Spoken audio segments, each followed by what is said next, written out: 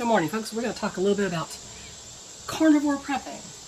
May not be what you think it is. I'm going to talk about two things, of course. But just besides stocking away food and supplies and alternative energy for hard times, you know, one prep has got to be your health. And I had a situation yesterday that really irked me a lot. Like, that's your perpetual state. Yeah, lately, I guess it is. But, sorry, I had to move that over. They've been rechecking my vitamin D levels, right? So she said it was too high. Rare, very rare, be too high, right? Well, I backed off my daily supplement, have a D3K2 combination capsule that I take. It's like 5,000 international units of D and 100 of K2. And, 90 or 100, I forgot. And, I backed off every other day. Well, 6 months later, it had gone down some, but it wasn't as low as she wanted. I did it again for 2 days a week, and now it's finally in normal range.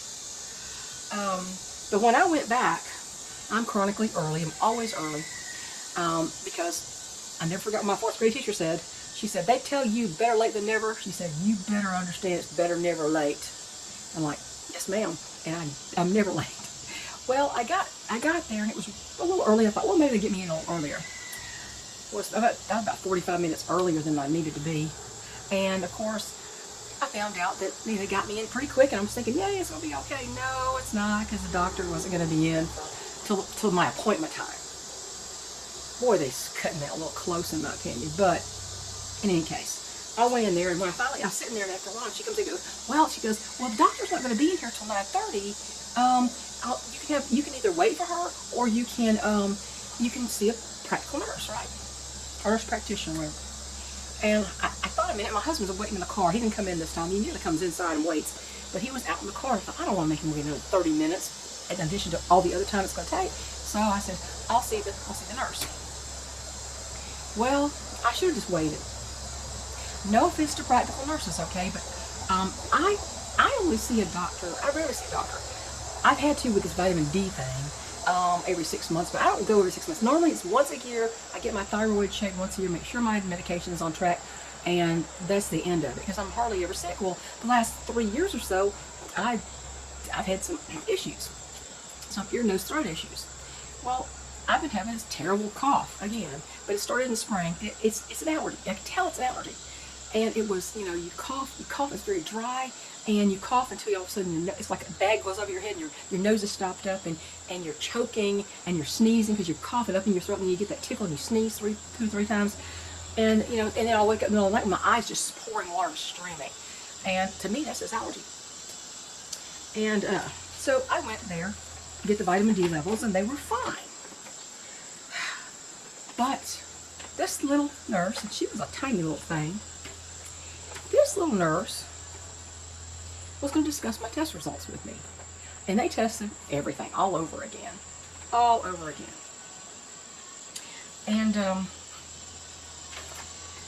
everything's fine. This is fine. That is fine. This is all within normal parameters. And one of the things she said it's within normal parameters. I guess with my thyroid. I said, but is it optimal? She goes, huh? So she's like, what? But there's a range. I said, yeah, I know. Labs have different parameters for that. I said, there's the halfway normal range that most people are, and then there's the optimal range. And she had no idea what I was talking about. So, I think let me just go on with this. and she gets down to the place I know she's going. And she says, well, your LDL is elevated. And she didn't want to tell me the number. And I said, what's the number? Because she had the piece of paper in her hand. I didn't have a piece of paper. And, which I have now, of course. And she says, well, it was 150, and now it's 190. Yeah, from the last time I was there, but the time before that, it was 220. So it's actually, in effect, down. But I said, oh, that's nothing. She was kind of surprised. I said, doesn't mean anything. I'm not worried about my LDL. It's not an indicator of it. Well, your LDL is an indicator, blah, blah, blah. You have the typical plaque in your arteries, and you might be at risk for a heart attack. And I said, there are many doctors now who don't believe that's true. Actually, the American Heart Association doesn't believe that's true anymore. And, but she wanted to discuss that. And I said, I'm not worried about that.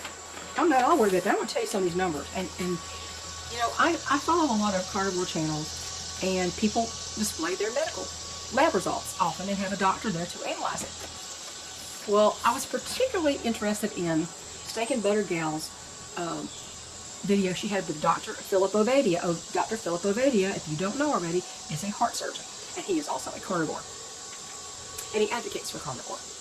And they were going over lab results. So I want to, in light of those, I'm going to talk about this. But she said, well, you know, your total cholesterol is 265. I'm like, okay, it's been 300. It's been 229. And all on the same exact food. Think about that. The exact same foods every day for the last 6 years. No real deviation. And those numbers have been all over the place. That tells me my body is doing things that I have absolutely no control over. It has nothing to do with what I'm eating. But I said, actually, that's actually quite normal for someone who eats the way I do. And I explained it was an animal-based, very low carbohydrate way of eating. And I've been doing it for 6 years, and it's working for me. I feel fine. I feel good on that. Well, she didn't really like that she couldn't do it. But then she didn't want to tell me about my HDL, which they call good cholesterol. They call LDL bad cholesterol, but it's not cholesterol at all. It's a transporter of cholesterol to the cells. Every cell in your body needs cholesterol. And they always call it bad cholesterol. And they want it below 130. Now, that's all outdated information. That's all completely outdated information based on compromised studies that had let's just say, by people who had a dog in the fight. Just like John Kellogg, the founder of Kellogg's, and also Ansel Keys. I know John Kellogg was something Venice, and they were all about vegetarianism, and he thought that red meat made everybody overly sexual, and that's why he pushed grains, and came up with all these cereals. And you can thank his brother for adding sugar in there, because his brother had an argument over that. Apparently his brother won, and they put sugar in it. So, yeah, the Special K I used to love when I was a kid, like, you know, they say 2 meals a day with Special K and then a normal dinner. That never did a dang thing for me. Not a thing. But the myth that heart disease is caused by, and the high risk of heart attack is caused by red meat is bunk. It's been debunked already. The American Heart Association already says there's no correlation. But so she wants to tell me that, and how my LDL is so high. But let me tell you what she left off. And this is what I want you to do. I want you to understand what the proper numbers are going to be, what optimal numbers are for you or anybody else, really. Human beings are human beings, right? I want you to understand what the optimal numbers are on these readings. If you go in with a cholesterol, you have the cholesterol talk, which I'm getting sick of having. Truthfully, I'm getting really sick of it, because these people are ignorant. They don't know what they're talking about. And it's amazing how Seventh-day Adventists have controlled the perceived parameters for these tests and these readings. It's amazing. That should not be the parameters. The parameters should be actual scientific evidence, unbiased, not swayed, not paid for by Big Pharma or big agribusiness, none of that stuff. But anyway, so let me just tell you the numbers that she left off. She left off my HDL, and she left off my triglycerides, and my VLDL, which is sometimes called remnant cholesterol. They're slightly different things, but that term is used interchangeably. But let me tell you, normal readings, what they call normal, it's normal for most people. It's not optimal. You should understand the optimal part. It's not optimal, but it's normal. The normal ranges for most everybody. Eat anything. Should be less than 150 for your triglycerides. Well, the last time I was there, my triglycerides were 55. This time, my triglycerides are 26. And this conversation that Bella had, Steak and Butter Girl, with Dr. Ovadia about her lab results, her triglyceride level were 15. He said, I told you this before, I've never seen that reading. You're the lowest reading I've ever encountered in my entire life. Hers was 15, mine were 26. I think that's pretty good. But she left that off. Triglycerides, you want triglycerides to be low. All right, and then your your HDL, what they call good cholesterol. There's no good, there's no bad, there's just cholesterol. It's not good or bad, it's just cholesterol. HDL they say should be 40 to 60. Their lab range is 40 to 60. Mine was 70. I think it was 60 something last time. It's getting better. It's getting more. I don't care what they say the limit is. Dr. Ovadia went over Bella's test with her, and her HDL was 98. He didn't tell her that was bad. I'd rather listen to him than listen to these people who don't know what they're talking about. So really, the real readings that are important are triglycerides and HDL. If those two things are good, you're probably good. Well, so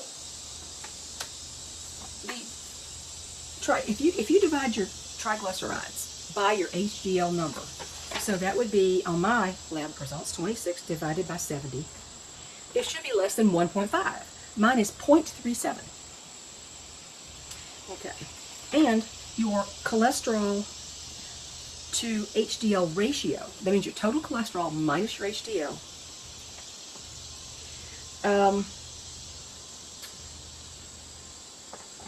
I forgot what that is, but it's a cholesterol HDL ratio. Mine came out to 3.79. Guess what Bella's was? 3.7. Have you ever looked at her? I've never seen a more glowing picture of health than Bella. Okay, VLDL, or basically remnant cholesterol and VLDL. The way you calculate that is you take your total cholesterol minus your HDL minus your LDL. So mine would be 265 minus 70 minus 190 minus 5. They don't even give a range on here for what that should be, but I think that's optimal, people. Okay, and according to Dr. Ovadia, LDL, the bugaboo that they all want you to give you statins for, watch out for those things. The LDL, he said, is a lousy predictor of heart attack risk. That remnant cholesterol and the trigs divided by HDL, those are better, especially the remnant cholesterol, the VLDL, is actually a much better predictor of risk about heart attack. And mine is very low. It's 5. With that other one, the cholesterol HDL ratio being 3.79. So they give you, they want to talk you into something. They want to, if somebody says, well, your LDL is elevated, and you say, I would like to know the number, please. Can I have a copy of that right now so I can go along with you? Don't let them get away with not telling you that. And you know what's a good one and what's a bad. You need to know. I cringe when I see some of these commercials for this thing called Repatha. And it's got this woman, this stupid little blow-up heart next to her, which is kind of gross. It's just disgusting. Her heart and her having this talk. And they're saying, you know, my LDL-C was very, very high. And she said, they wanted it below 50. It's like, you know, you're going to die if it's below 50, lady. That's not what you want. It's not that bugaboo. You're blaming the wrong culprit. The right culprit is not fat. It's not red meat. The culprit for blaming that on is sugar. Fat has never been the enemy. Women need fat. I eat butter. Literally, I eat butter. Not margarine, butter. And I don't mean to cook with it. I just eat it. I slice pieces of it off of this butter that I get, and I put it in a little baggie and I put it in the freezer. And when I feel like I'm hungry or something, I'll grab a piece of that out, freezing from the freezer. It's almost like candy, and I just eat that. I do that quite often. Okay, so she went through this, and you know she's not believing anything I say, right? That's toothy of her. I'm sorry, my throat's getting. I want to cough again. And you have got to be your own. I keep saying that, but people, you need to learn what the whole business with cholesterol. Here. I want you to listen to 3 doctors about this situation, about LDL cholesterol. I want you to listen to Dr. Ken Berry. I want you to listen to Dr. Anthony Chafee, and I want you to listen to Dr. Paul Mason. There are others, yes, but those 3. If you want a woman to listen to, you got here's 2 I will recommend: Dr. Annette Bosworth, who calls herself Dr. Boz, and Kelly Hogan. Kelly Hogan's not a doctor; she's a health coach, but she's been carnivore for 20 years, and she looks amazingly fit. So don't take my word for it. You've got to do your research. And when they try to gloss over the other stuff, say, I just want to know what my trigs and my HDLR. That's what I want to know. Those are the important numbers. And what is my remnant cholesterol? Tell me those. And if they won't tell you, you need to fire them. That is your right to know. They act like you don't know anything, like you're not going to know anything. I don't think they like it when you know something. Honestly, I don't think so. This lady didn't seem to like it that I was not going to be bullied about this. I think the next time I go, I'm just going to have to, if I ever go again, I'm just going to have to say, no, I'm not discussing this with you.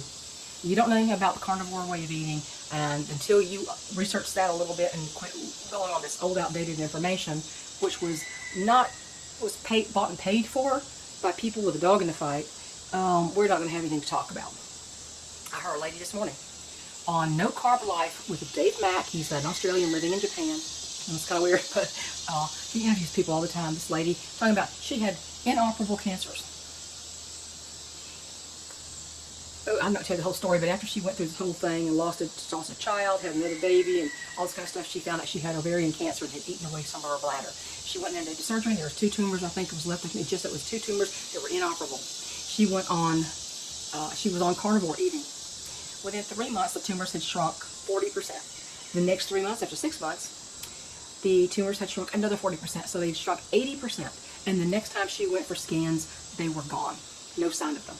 And the only thing she was doing was eating carnivore. Eating a very animal base. It's actually hers is it's true carnivore. It's not really ketovore. So you got to be your own advocate, and it's part of preparation. Your body needs to be in good shape for whatever's coming. And as far as actual carnivore prepping, concentrate on some meats. Concentrate on canned meats, not chicken, but beef, lamb, ruminant animals. Concentrate on those type of animals for the mainstay of your diet. And you can put away things. You can have canned, you can have frozen, you can have freeze-dried, whatever. But you need to concentrate on the proteins and the fats. You can freeze butter. I do it all the time. So that's one thing. So don't, beans or rice. That's only for people who really are starting and have no other food left, in my opinion. Combined proteins, vegetable-based proteins, are not anywhere near as good as animal protein.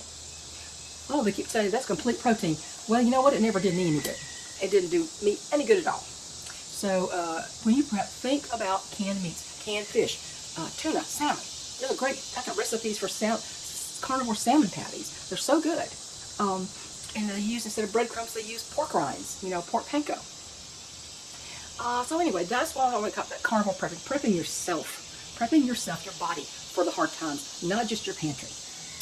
And okay, so there's that. But you got to advocate for yourself. And you don't leave your health. Do not leave your health in the sole hands of some provider who is beholden to some corporation with their rules and their parameters. Look what the parameters are supposed to be. Okay, well, that said, we've got the gardens. I'll put some pictures up. I had some Brandywine tomatoes, more mountain prides. They didn't get as big as they're supposed to, by a long shot, but they're still ripening up, and I'm getting some tomatoes, enough for us to have on our burger patties or on our hamburger bowls. I'm not going to eat a lot of tomatoes after this, but we were talking about the difficulties we have with the garden. Now, our peas are doing great. I mean, if I put a picture up here, my peas in the tunnel, they're climbing just like I wanted them to. They're great. My husband had his, and I've tried to amend the soil, but it was kind of late to do it. They were already in the ground growing, and it's better if you do it over time. And my husband says, why don't we just not grow this? Why don't we just amend the soil over the winter? He said, I can get some topsoil delivered. We can have, no, he just do the amendments. Don't just put the shadings for the chicken bar because it's too high nitrogen, which is true. It's built up too much now. So we're going to replace at least one of those raised beds with something else, with like a couple of stock tanks. And he said, let's just plant flowers. And, and I said, and herbs too, right? And herbs. And because they're pollinators too. And he said, let's just don't worry about this next season. I said, well, I think I might want to grow 2 or 3 tomato plants in one stock tanks. But I won't do all this big thing. I won't grow from seed because I can't. It never works out as well. I have no good place to grow them. And so it's easier just to buy several plants and grow from there. So I said, that's our plan for now. And it's been 22 minutes, but I have been seeing a lot of videos by different people, women, men, about what I've always coined as the phrase intentional solitude, and how in their later life they have no desire to be dating. They have no desire to really have contact with a lot of other people. They're just fine being alone. They're in heaven being alone. And I find myself over in that camp a lot. I don't mind having some relationships. Most of my relationships kind of at a distance, which works better for me with my husband's condition. I can't really get involved in socializing with people. And I don't do that anyway. But these people have found their happy place in a place where they hear the crickets I hear in the trees. They hear the crickets, they hear the birds. And one guy this morning was, what's that, mountains? Wachita Mountain Range? I forgot, he's in the mountains. I have to put it up on the screen. I forgot how you pronounce it. It's OAU or something. But he was talking about how he has no desire to be in a dating pool. He said, I'm done with that. I am completely done with that. And he went on to say, he said, I'm going to lose some of you people. And I talked about what he don't like about women today. And actually, I kind of agree with him. But he also was saying at the beginning, he goes, I know the birds are out here singing, and somebody's going to complain about that. And I said, what miserable, low-life person is going to complain about birds singing? If they do that, they don't hear birds singing, the happy sound, they certainly don't need to be on my channel, because I hear crickets and birds and roosters crowing and all that kind of stuff. So, yeah, I'm like, yep, that's me. Just, I still have a husband now, but if you don't think about what would happen if you were left alone, how you would handle it and what you would do, what your plans should be after that, you're doing yourself a disservice. I don't care how maudlin you think it is to think that way. You need to think that way. Yes, no guarantee that I won't have some other tree fall on me and I'll be the end of me, and he'd be left alone. I think it'd be better off if it wasn't him left alone in his condition. He needs somebody to watch out for him. And he'd get rid of all the chickens. The chickens would be gone because he just can't. He wouldn't drag himself out there to handle that. So in any case, you need to start thinking about some of that. I mean, it may never happen. You may be, you may be the last one standing. You may not be. You just don't know. Nobody knows. And so intentional solitude, I understand. There's a lot of women talking about the second half of their lives, and it's really like the last third, honestly. So with some of these women, they're over 60, some are over 60, over 50, over 60, and they found that they don't need that kind of relationship anymore, that kind of contact anymore. And I don't either. I don't intend to. I'm fine being by myself. I have interests and I have things going on in my head that kind of entertaining up there. So I'm fine without that. And I have no intention of pursuing another husband or even another relationship of that type ever. No problem. Won't miss it. I've had the best. Why do I need anybody? I've had the best. Quit the rest. So anyway, I know it's kind of all over the place, but this intentional solitude thing is what I've been thinking about a lot lately. As I actually have an old video called Intentional Solitude. And I don't know if you want to watch that, if you've ever watched it. It's older. It's several years old. And I'm so sick of the medical establishment with their stupid, they're willing to beat you over the head because, healthy people are not their bread and butter. I would say there's a conflict of interest there with them telling you the wrong information. And then supposedly doing this for the good of the patient. It's not. It's for their good, not yours. I'm not saying everybody is like that, but in general, they're kind of ignorant. So anyway, I'm going to talk to y'all later. Next time, if there's a next time, I'll wait for my own doctor. If I have to wait 30 extra minutes. This other woman, she said, this thing I have, this sounds like an allergy. Which I said, yeah, I think it's an allergy. She listened to my chest and everything, but then she says, well, I can send you for a chest x-ray. And she gave me an order for a chest x-ray. Of course, I can't go there. I have to go somewhere else.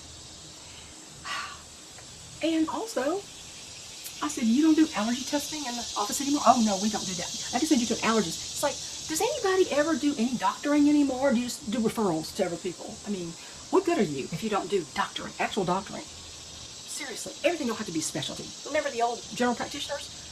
They're a dying breed, I tell you. Well, anyway, that's enough of that. And I'll catch y'all later. Think about what I said, though, about these test results. Don't let them snow you into thinking something is wrong when it isn't.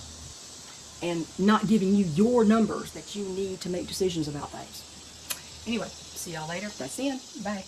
My husband got tired of me saying how I hated the hose kinking, and so he went and got one of these stretchable sort of hoses, the pocket hose. Oh my word, when I first put that down and I turned the water on, it moved just like a rat snake. Does that not look like the longest rat snake in history to you? And it feels weird to handle it too. It's very strange. It's just very, and every time I see it, I think, well, I gotta be sure there's not a snake there. I told my husband, I said, you better hope an actual rat snake doesn't fall in love with this hose, because I don't want to reach for that thing and end up getting something slimy instead of the hose. Does that look like a rat snake to you? Oh my gosh! And with all the things that have been happening lately in my barn with 2 rat snakes, and I saw a 3rd one before that. Oh. Oh, hi, sweetie. I can always tell you from the other 3 girls. Hi, Ethel. Hi, Ethel. Hello, Miss Ethel. Hello, Miss Ethel. Yeah. This pretty girl. What a beautiful girl. Look at that. I can tell by your comb that who you are and how friendly you are. Aren't you, darling? Yes, you are. Look at there. Hello, beautiful. And Angus. Angus, you're so gorgeous. Hi, Angus. No, that's not Angus. That's Angus. That's Angus. Angus has the... Angus. Duncan. Duncan.